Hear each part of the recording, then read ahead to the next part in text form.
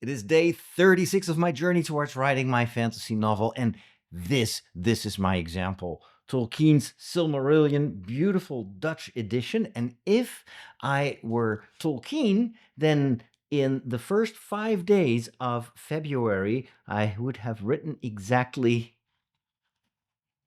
this. I mean, just look at this. This is not like line space 2. This is just, I don't know how he did it, but I know why he did it, because writing is so much fun. Oh my goodness, I really found my groove today. Woke up early and I had an entire day to start writing. I'm actually holding the microphone because my last video, the sound was a bit low, so hopefully this is a bit louder, clearer. I still need to kind of build a proper filming set here. But today, I am so excited because I spent about 6 hours writing my novel. I wrote more than 3,000 words, but more importantly, the story took its own turn. I mean, I have planned most of the story. I know what needs to happen, and yet while I was writing, my characters just ran off and I had to run after them. And it's like, wait, what are you doing? What do you mean, dragon? And like all of a sudden, I've got a dragon attack in the second chapter of the book. And and then all of a sudden, like they find this mysterious stranger, and I walk closer, and it is actually someone I know. It's Fortivus. It's my he's not supposed to already appear, and he's certainly not supposed to be saved from a dragon by Ty, who apparently has protective magic, which I didn't know about. Why doesn't anyone tell me what they're planning on doing? But this is the magic of storytelling. This is what has totally surprised me in this writing process. I spent a month planning and plotting and outlining, but now that I'm writing, the story just flows and it just appears and stuff happens, and I'm like, well, but wait. But I know that in this first draft, I'm not supposed to put any boundaries on my writing. This is not about, oh, but wait, no, you have to do this because this is what I am telling you to do. No, this is following the story, getting it out there, and just going with the flow. And it is so, it's magic. It's pure magic what happens. I want to show you what helped me to write today. And in order to do that, I'm going to change the screen here. So what you're looking at now is an what is it? It's not really an app. It's just browser based, but it's a service. And I purchased this I think on what was it? Black Thursday, Black Friday, Black Friday. I never remember what that is. But anyway, so it was on sale and I bought a lifetime subscription to Autocrit. And Autocrit is one of the many tools that are available to writers in order to help them write. Of course, many of you are familiar with Scrivener, which I've used to write my first 2 books. But I was looking for something a little bit more adapted to fantasy writing and to like world building, character development. And what I love about this is it's super easy to use. It gives you kind of some templates that you can fill in, like for instance, who's the protagonist, who's the antagonist, who is like secondary characters. You can write stuff about world building, and it keeps kind of like a Bible of the ingredients of your story. But the reason I love this so much, and I'm going to show you in a second, what is so important for me is that it helps me to keep track of my progress, and it shows me in a visual way how well I'm doing, or it also alerts me when I should hurry up. So this is when you open Autocrit. This is the writer's desk, as they call it, and so you can see that you can also upload files. I think I can even zoom in. Can I give that a try? Oh, maybe I should go there. So here you can upload a file. So that could be an existing draft or something like that. You can also start with a blank document, and you can also copy and paste. I've been writing mostly in Google Docs.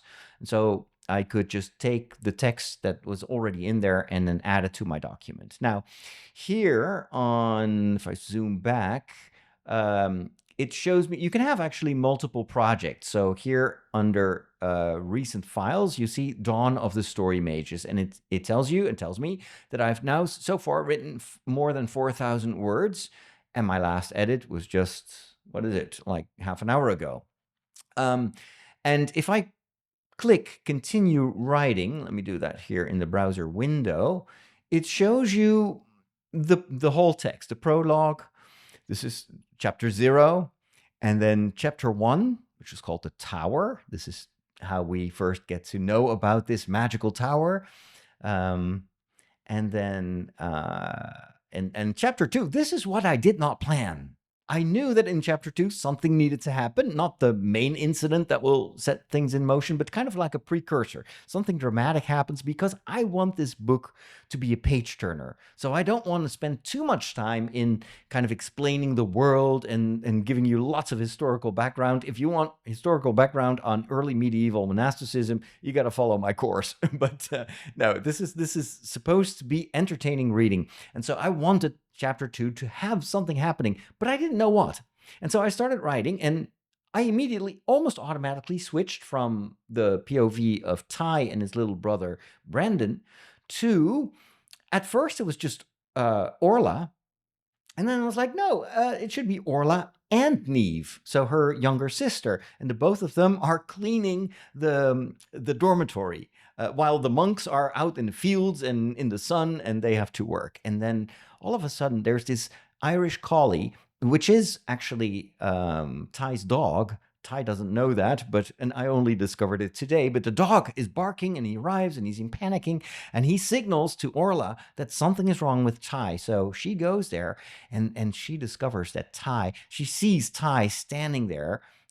His little brother is panicked, but Ty is in trance, and there is this purple swirling light coming from his hands, and it is protecting someone who lies on the ground. And before Orla arrives on the scene, she sees like a pool of blood, and they're like ripped apart sheep strewn all over the meadow. It's a pretty horrific scene. And then she hears a sound, she looks up, and she sees this silhouette of this enormous dragon against the sky, and then the dragon shrieks one more time and then flies away. And the next scene, if you go a little bit down, is in the infirmary, and both of the men are now in hospital beds, and the older monk, who is like the doctor, he's like, I don't know, who is this, and then Orla is observing this young man that she doesn't know, and there is a little bit of like tension. She's like, he's kind of an attractive guy. And this is important for later on in the story, because those two are going to form a power couple, which is going to put in jeopardy like everything that Orla stands for and what she is chosen for when she entered the monastery. But anyway, that's for later. I'm planting a seed now, and that was hard for me to write. Oh my goodness. I'm not at all knowledgeable about romantic literature. So I was like, so how do I write that attraction? It needs to be simple, it needs to be over the top. And so that was really, I think I need to do some more research on how do you write believable romantic tension. But I just gave it a try. I just wrote whatever, probably super cliche. I can read to you what I wrote. So the old monk stroked his beard while he looked at the young man in the bed next to that of Ty. Do you know who that is? I've never seen him before, Orla replied. The stranger looked slightly older than Ty, but maybe his unruly dark hair, his sun-weathered face, and the dark stubble made him look much more rugged than pale-skinned Ty with his blonde hair. This phrase is way too long. Not to mention his broad shoulders and strong arms. Orla averted her eyes and looked to the ground, feeling her cheeks suddenly burn. Whatever. If you have any advice on how to do this better, I don't know, but at least it's not the fourth wing, right? Or the fourth wing. Anyway, so back to what is it? Autocrit. So this is basically just a word processor. But what makes this so cool is if I go here to the right, let me zoom in here. So here in the upper part of the screen, you see how many words I've added today. But it also tells me that I've deleted 1,500 words. There were some older versions on some paragraphs that I changed, so I also got rid of a lot of words. So if you would add that up, in total, I would have, more words. Anyway, and then the total word count of these first 2 chapters and the prologue is 4,186 words. Now, I love that because I made a calculation. Of course, yesterday and the day before yesterday, I didn't write much. So I recalculated how many words I have to write each day, and also how many words is each chapter. Provided that I keep every chapter about the same length, which is kind of the easiest. It's going to change later on in editing anyway. I came to like an average of about 1,700 words per chapter. And that will ultimately lead, if you have 40 chapters, to about 70,000 words. And then I have to write 3,000 words each day. A little less, but my target is going to be 3,000 words. That makes it easy for me to divide that up into 3 writing sessions. And so I'm always going to try to write 1,000 words in the morning. Then I'll do another one in the late morning, so right before lunchtime, and one after lunchtime when I'm back from podcasting. And so that will give me 3 slots, basically. And it kind of, I like the idea that it's only 1,000 words per time period. Because 1,000 words, it's, at least in my current experience, I write that relatively quickly.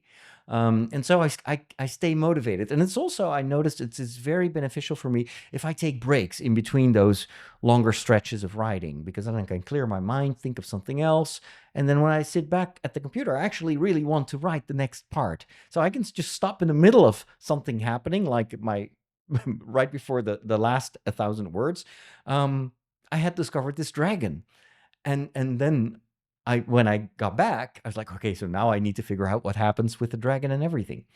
So if I scroll a little bit more here, this is great. So here you see this timer, right? It's 25 minutes, which is a Pomodoro. And I've been using the Pomodoro since January the 1st. It helps me to stop in time. It helps me to keep track of the amount of effort that I put in my work every day. And it signals me that I have to take a break, because when the 25 minutes are over, it starts to play this soft jazz music. And then that's, for me, the signal, okay, I need to get up, make myself some tea, and just walk around and stretch. And usually you see these 4 pens next to the 25-minute mark. That means that every unit of writing is 4 Pomodoros. So my goal is to write 1,000 words in those 4 Pomodoros. So in 2 hours, 1,000 words. So far, so good. Then here you see this like face, the one on the left, tells you your pace. So it means if I write, then it will start counting the words and it will show me, are you on track? Are you gonna, now of course it's red and looking sad because I'm not typing anything now. But while I'm writing, usually it's green, and that means, you're doing well.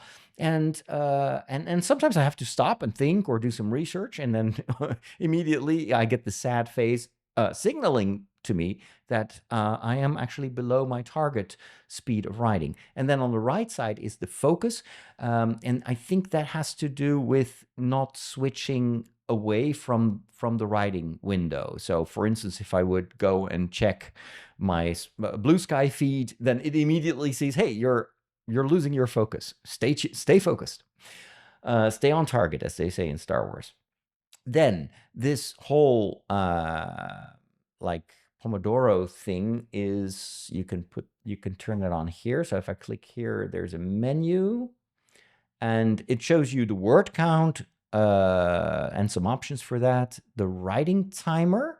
So if I open this, you will see that, oops, wait, go away. No, don't do that. Now I don't know how to go back to, oh, it's probably because it's a menu. Anyway, so here you see the you can choose between the sprint method, which I'm not familiar with, and a Pomodoro. You can set the duration, the break, how long is the break, and how many cycles.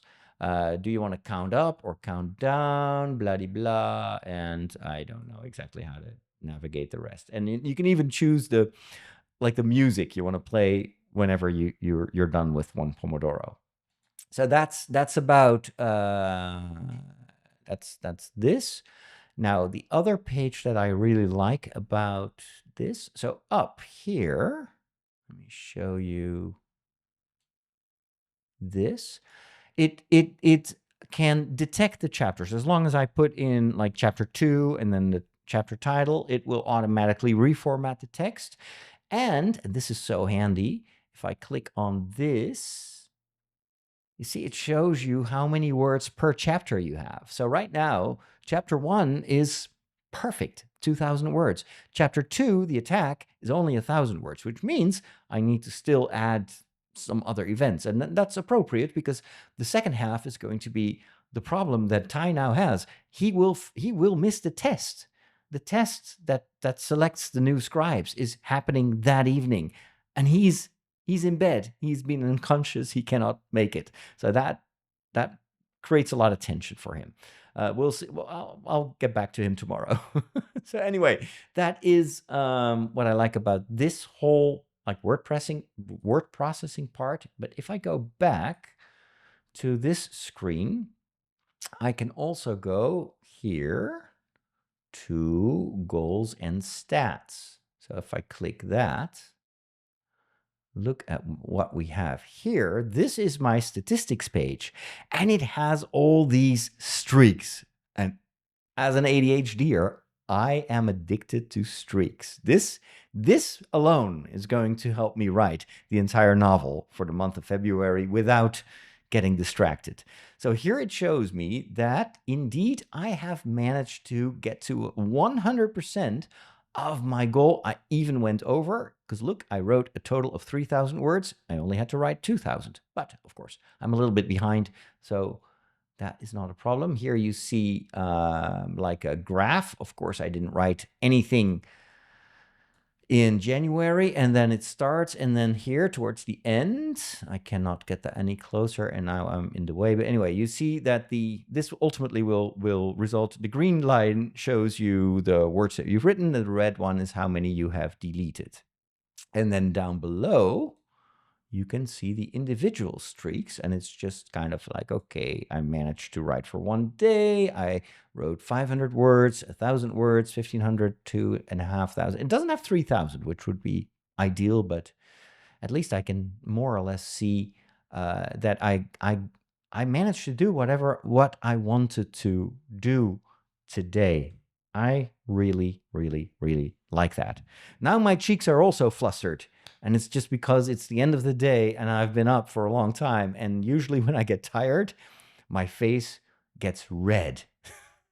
So at least I know what it feels like. What Orla feels when she's looking at this handsome boy in the bed is like, feels like this, but like my red cheeks have another cause.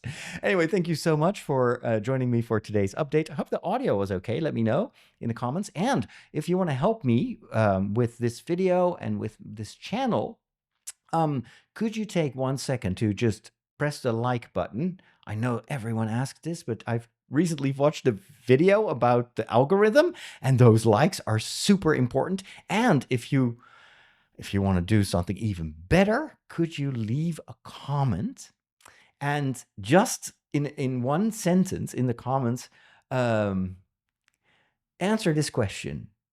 Do you want Orla to abandon her vocation as a nun and fall in love with this handsome furtivus, or should she stay true? One is, of course, kind of like, adds a lot of tension and kind of it's not what people expect a priest to write. And the other one is exactly what you would expect a priest to write, and that's that she ultimately renews her vows and stays in a monastery. What do you think I should do?